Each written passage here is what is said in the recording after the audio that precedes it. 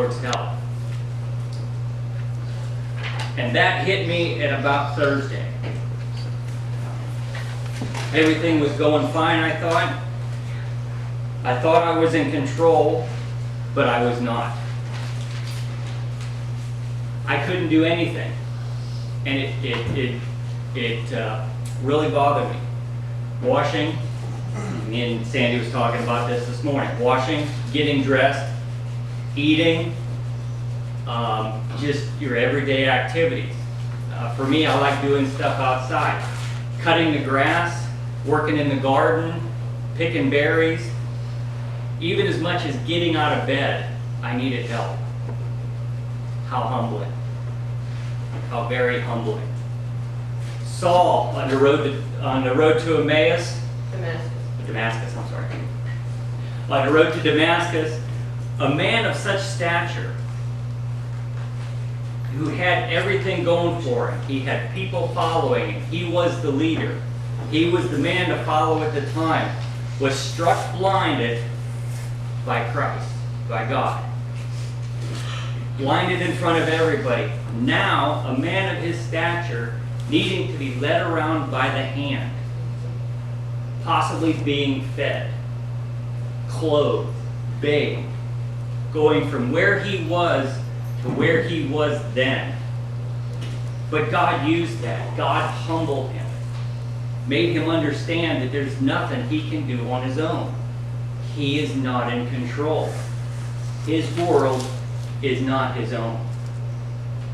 And raised Saul up to be Paul, a great man of God.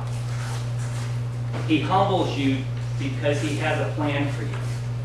And he uses that humbling to let you know where you need to be in life.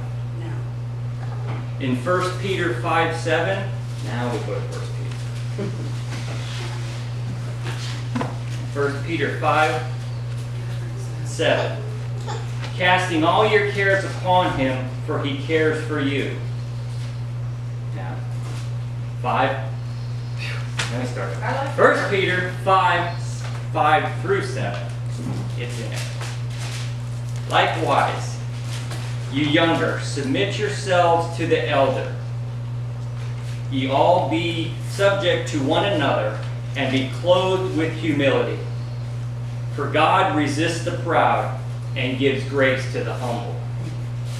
Humble yourselves, therefore, under the mighty hand of God, that he may exalt you in due time, casting all your cares upon him, for he cares for you.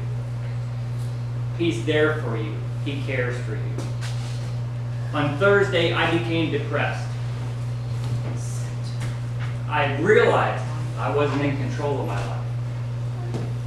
I could not do everything, much less anything at times, on my own. God knows that. God accepts that. God made us that way. God does not expect us to do everything on our own without his help. If we could do everything on our own, if we were in control of our world, we wouldn't need God. We wouldn't need that dependence that we have on him. We would be considered a God ourselves, which is not what we were designed to do. Asking for help is humbling, but it's not degrading. Whether it be from God or it be from others, it doesn't make us less a person. It makes us human. It makes us what God created us to be. When we do not accept or ask for help, we miss out on the blessings that God has for us and a chance to bless others. Christ humbled himself and became man so he could bless us with grace and salvation. Philippians 2:5-11.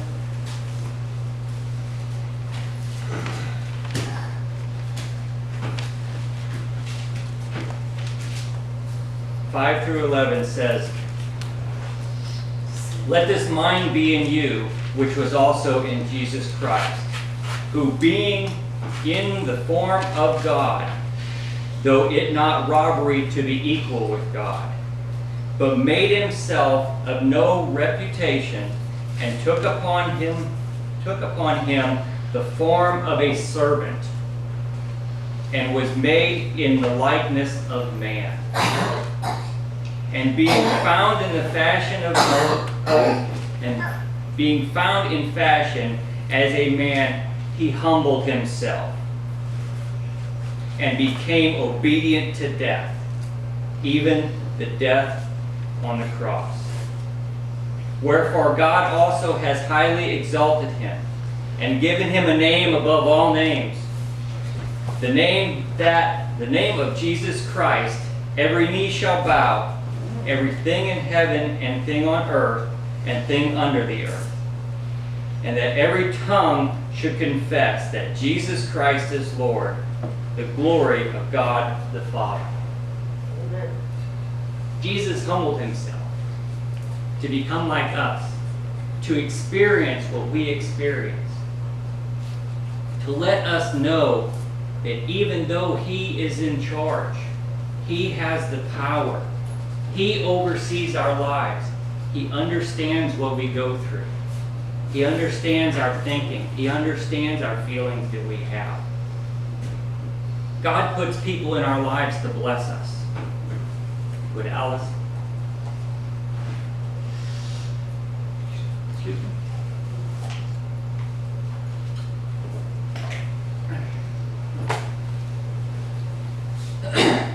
He put Alice, Buck, my friends, my family, to come and help me because I couldn't do it.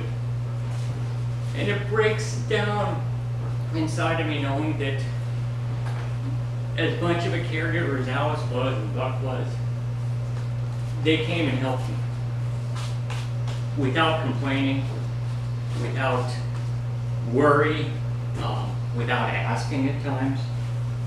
I complained a little bit. These are their blessings. And when we do not ask, when we do not involve other people into our lives, we're robbing the blessings we have for them and the blessings we have for ourselves. And for those things that they are unable to help us with, he is there. God is there. The spiritual things we have, the emotions that we have, he's there for us to help us, just like our friends and our family. Do not be ashamed to admit you can't do it. Do not be ashamed to ask God for help or help from others. It's in us to do that. It's in us to be dependent on one another. It was hard for me to watch people do what I was supposed to be doing, running my life, doing my things. Now I have everybody else doing it for me. And I can't cut the grass right. I wouldn't get the line straight. That was killing Steve. That was killing me. We went canoeing. Tried to go canoeing. Great day, we did it. To sit in the back of a canoe and not be in control of the canoe is not that we were in danger, but I felt helpless. It was a wonderful time. We went with Buck and some other friends. It was a wonderful time, but it worried me. It bothered me that I, like in a canoe going down a river, was not in control. Alice had it. We had no problems, never ran into anything, never flipped anything, but I was still not in control. You didn't have a good time. I wanted to, but it wasn't, I didn't want to go there, but it wasn't the good time I could have if I was in control. And I have to deal with that, knowing I'm not always going to be in control. My life, my world is in someone else's hands. And then, ding, it finally hit me. That is not a new idea. It's an old idea that people have problems accepting. Our lives are not in our hands. They're in God's hands. God is in control. And if He's not in control, He should be. All your decisions you make, all the places you go, ask Him, is this what you want? Is this where you want me to be in life? Is this the direction you want me to take? He uses all things for His glory. Exactly. Even torn biceps. How many people have seen the signs? They're not as popular as they were before. God is my co-pilot. They're wrong. They're wrong. God should not be your co-pilot. God should be your pilot. You should be the co-pilot, learning and going along with Him. He should be the one flying the plane, not you. Or paddling the canoe. Yeah, or paddling your canoe.